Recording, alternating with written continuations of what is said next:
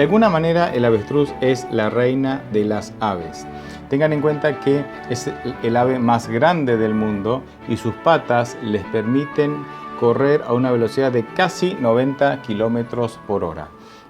Pero si bien es rapidísima y es la más grande, no puede volar. ¿Por qué? Bueno, sus alas son demasiado cortas para sus 180 kilos de peso. Tengan en cuenta que nosotros tenemos en el registro fósil, ¿sí? En la arqueología descubierto el animal más grande que alguna vez alzó vuelo, se llama Quetzalcoatlus, y este animal tiene unos 16 o 18 metros de envergadura de alas para levantar vuelo con un cuerpo de 80 kilos. Así es que imagínense que las alas del avestruz, teniendo en cuenta que un macho adulto puede medir hasta 3 metros de altura y pesar 180 kilos de peso, necesitaría alas mucho más grandes de las que tiene. Pero parece que alguna vez voló, o sea, eran aves voladoras, pero las circunstancias cambiaron, los depredadores desaparecieron, se fueron quedando en la tierra, crecieron de tamaño y fueron desarrollando la habilidad de correr, y es por eso que perdieron o fueron perdiendo gradualmente la capacidad de volar. Los cristianos avestruz representan a aquellos que se han vuelto muy buenos en vivir la vida cristiana, pero fuera del propósito para el cual Dios los ha creado. Como el avestruz, que fue diseñada para volar, pero que ahora, aún siendo la reina de las aves, no vuela, nosotros hemos desarrollado fortalezas que son muy buenas, pero seguimos viviendo sin el propósito para el cual fuimos creados. Por otro lado tenemos a los cristianos gorrión. El gorrión, me animo a decir, es el ave más insignificante de la tierra o una de las más insignificantes de la tierra. Nadie se desespera por tomar fotografías a los gorriones, ni nadie está desesperado por tenerlos en cautiverio para apreciar su belleza, su apariencia o su canto. Realmente es un ave común, es un ave que no tiene nada en particular. Sin embargo, esta ave que no tiene nada en particular vive para el propósito para el cual fue creada, es decir, usa sus alas para volar. Los cristianos gorriones representan a aquellos para lo cual la vida cristiana es solo una consecuencia de vivir el propósito para el cual fueron creados. A esta altura ustedes se estarán preguntando, ¿cuál es el propósito para el cual fuimos creados? Bueno, antes de contestar esa pregunta, déjenme decirles para qué no fuimos creados. Y luego sí contestaremos la pregunta, el interrogante. Arrancamos diciendo que no fuimos creados para hacer algo. Sin embargo, en la vida cristiana siempre habrá algo para hacer.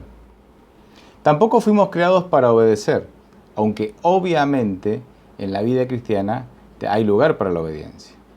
Tampoco fuimos creados para dar, sino para recibir, aunque es indudable que en la vida cristiana, por la gracia de Dios, hay mucho para dar. Tengamos en cuenta el pasaje de Jeremías 9:24 que dice lo siguiente: Mas alábese en esto el que haya de alabarse, en entenderme y conocerme, que yo soy Jehová, que hago misericordia, juicio y justicia en la tierra, porque estas cosas me agradan, dice Jehová. Este pasaje nos dice que nosotros tampoco fuimos creados para agradar a Dios, porque es Dios quien le agrada amarnos. Y obviamente, cuando uno se siente amado, va a sentir el deseo también de agradar a Dios. Entonces, ¿para qué fuimos creados? Bien, fuimos creados para ser amados y cuidados por Dios.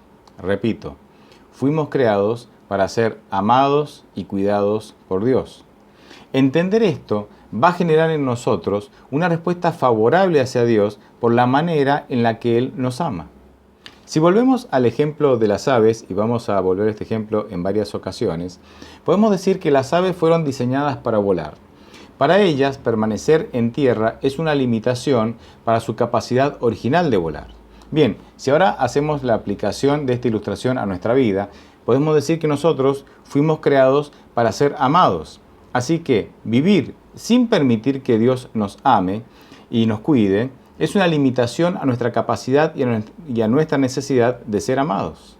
¿Cuál es el gran problema? La humanidad va a enfrentar dos problemas con este tema. El primer problema es que la humanidad o el ser humano no se siente amado por Dios. Es por eso que no confía en Él, y porque no confía en Él, no le entrega su vida a Dios, no le entregamos la vida a Dios, nuestra vida a Dios, para que Él nos pueda amar y cuidar, que es el propósito para el cual nos creó. El segundo problema es que no dejamos que Dios nos ame, porque tenemos que tener en cuenta que para que Dios nos ame y nos cuide como Él sabe que es la mejor manera de hacerlo, tenemos que entregarle nuestra vida, tenemos que renunciar nosotros mismos, renunciar a nuestros planes, nuestros proyectos, nuestras ambiciones, para que Él pueda entonces tomarnos, ¿sí?, y guiarnos por el mejor camino para cuidarnos, amarnos y hacernos feliz. En definitiva, necesitamos someternos a Dios y su voluntad para que Él pueda amarnos de la mejor manera. Y convengamos que eso no es fácil, aunque sabemos que no es imposible. Si seguimos con la ilustración de las aves, podemos decir que el dolor tiene la capacidad de cortarnos las alas e impedirnos volar. En otras palabras, podemos decir que el dolor nos hace rechazar el amor y el cuidado de Dios, porque el dolor genera en nosotros una actitud hostil hacia Dios. Y si esa actitud queda sin resolverse por mucho tiempo, terminamos olvidando que fuimos creados para ser amados. Por eso la única manera de enfrentar el dolor con éxito es mediante la fe, es teniendo una fe inquebrantable en la persona de Dios, en su amor y en su cuidado. Esta fue la realidad de Job cuando lo expresa en Job capítulo 1 versículos 21 y 22. Desnudo salí del vientre de mi madre y desnudo volveré allá. Jehová dio y Jehová quitó. Bendito sea el nombre de Jehová. En todo esto no pecó Job ni atribuyó a Dios despropósito alguno. ¿Por qué Job no tuvo una actitud hostil hacia Dios a pesar del dolor y la pérdida? Porque tenía fe, porque él confiaba en el Señor, lo conocía, sabía que Dios lo amaba y lo cuidaba, tenía fe, confianza en Él, entonces la fe le impidió tener una actitud hostil hacia Dios. La fe realmente puede cambiar una vida porque nos ayuda a mirar la vida desde otra manera. Permítanme presentarles este tema de una manera diferente y lo hago de la siguiente manera, lo hago a través de una pregunta. ¿Somos religiosos o somos espirituales? Yo diría que los cristianos avestruz son religiosos y que los cristianos gorrión son espirituales. Los cristianos avestruz son aquellos que tienen o creen que tienen que cumplir los consejos de Dios para sentirse aceptados por Dios, para agradar a Dios y sentirse aceptados por Dios.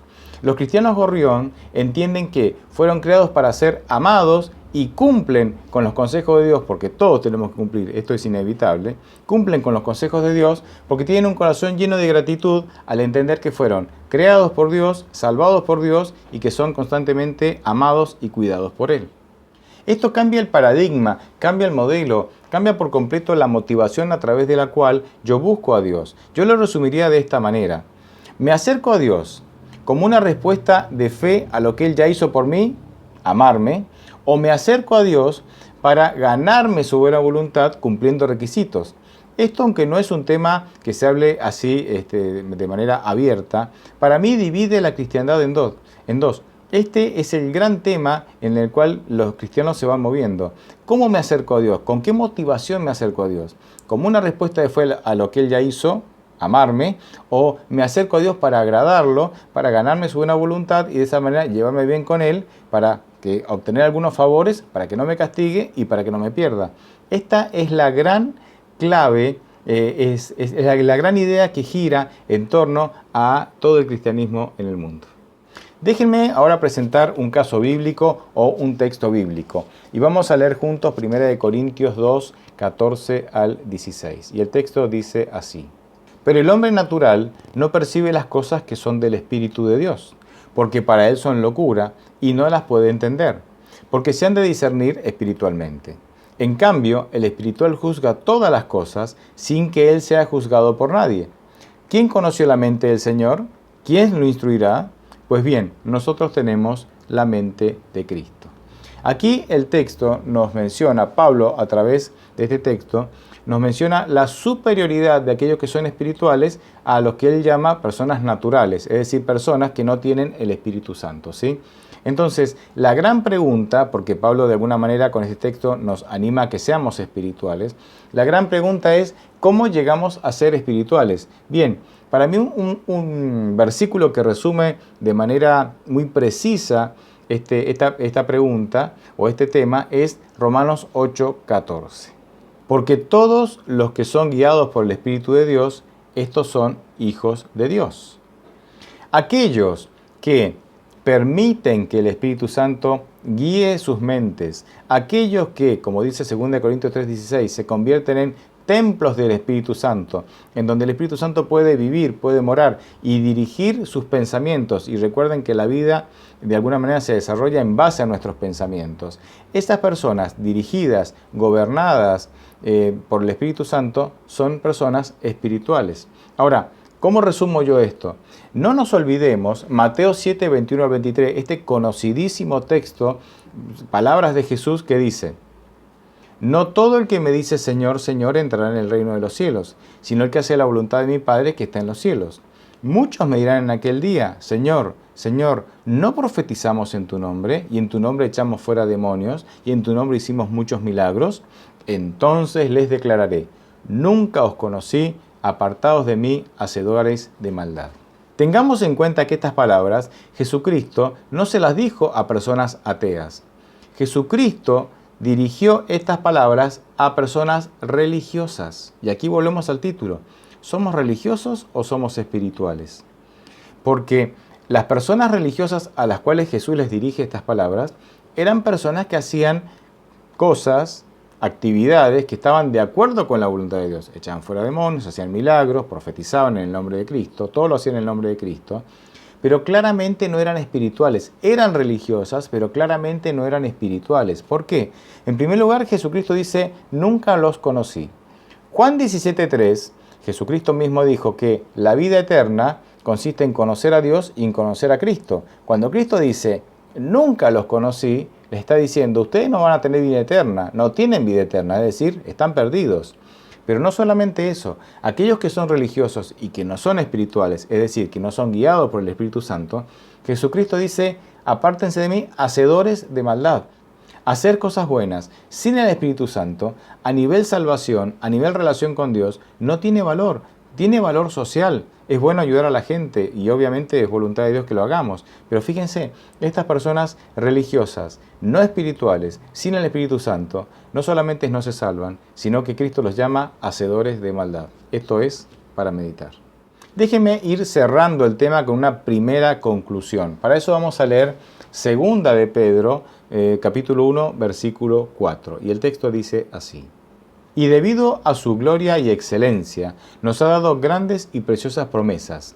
Estas promesas hacen posible que ustedes participen de la naturaleza divina y escapen de la corrupción del mundo causada por los deseos humanos.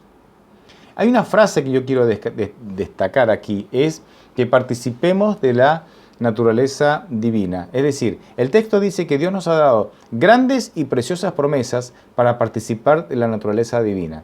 ¿Qué es participar de la naturaleza divina? Es volver a ser espirituales, es volver a ser dirigidos por el Espíritu Santo, como dijimos citando Romanos 8:14. Porque Juan capítulo 4, en el diálogo que Jesús estuvo con la mujer samaritana, dice que Dios es espíritu y que busca adoradores que lo adoren en espíritu y en verdad.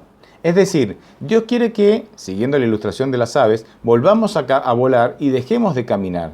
Porque es preferible ser un pequeño gorrión que vive en relación con Dios desde el plano espiritual, ¿sí? Como dice Juan 4, y que es la voluntad de Dios, que ser una poderosa ave, que ser una avestruz, reina de las aves, pero que no puede despegar sus pies de la tierra.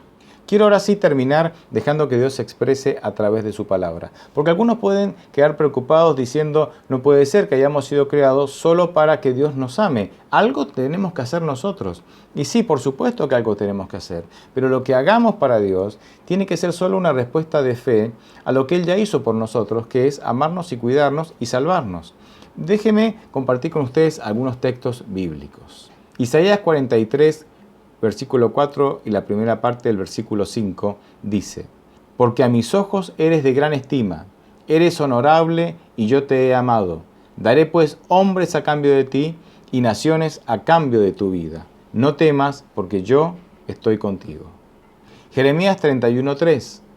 Jehová se me manifestó hace ya mucho tiempo diciendo, con amor eterno te he amado, por eso te prolongué mi misericordia. Romanos 5:8. Pero Dios muestra su amor para con nosotros en que siendo aún pecadores, Cristo murió por nosotros. Isaías 49:15. ¿Se olvidará la mujer de lo que dio a luz para dejar de compadecerse del hijo de su vientre? Aunque ella lo olvide, yo nunca me olvidaré de ti. Lamentaciones 3:22 y 23. Que por la misericordia de Jehová no hemos sido consumidos, porque nunca decayeron sus misericordias, nuevas son cada mañana, grande es tu fidelidad. Deuteronomio 7, versículos 7 y 8. El Señor los quiere y los ha escogido, no porque ustedes sean más numerosos que todos los pueblos, pues ustedes eran el pueblo más insignificante de todos, sino porque el Señor los ama y porque quiso cumplir el juramento que les hizo a sus padres. En estos textos nosotros pudimos ver amor, misericordia, nuevas oportunidades. Pudimos ver que Dios está cuando todos se van, porque Dios quiere cuidarte y Dios quiere amarte. Ten en cuenta que 1 Juan 4:8 dice que Dios es amor. No dice que Dios tiene amor. Si Dios solo tuviera amor, ya sería muy bueno, pero Dios no solamente tiene amor, Dios es amor. En su esencia, Él es amor. Por eso te creó a vos y a mí solo para amarnos. Por eso Él quiere tener una relación de amor con vos y conmigo. Él quiere cuidarnos de una manera que nosotros ni nos imaginamos. Entonces, si tenés que entregar algo de tu vida, si tenés que desprenderte de algo que impide que Dios pueda manifestar su amor, tal como Él quiere manifestarlo en tu vida, si tenés que entregarle algún aspecto de tu vida, hacelo, tranquilo. Yo sé que puede doler, yo sé que nuestros planes, nuestros proyectos, nuestros hábitos pueden ser muy fuertes, pero el amor de Dios va a suplir todo. La presencia de Dios llena cualquier vacío. Deja que el Señor te ame, deja que el Señor te cuide, porque para eso nos creó. Cuando nosotros no entendemos esto y no vivimos esto, vivimos una vida que está fuera del propósito para el cual el Señor nos creó. Entonces, dejémonos amar por Dios. Vivamos cumpliendo el propósito para el cual fuimos creados. Déjate amar por Dios.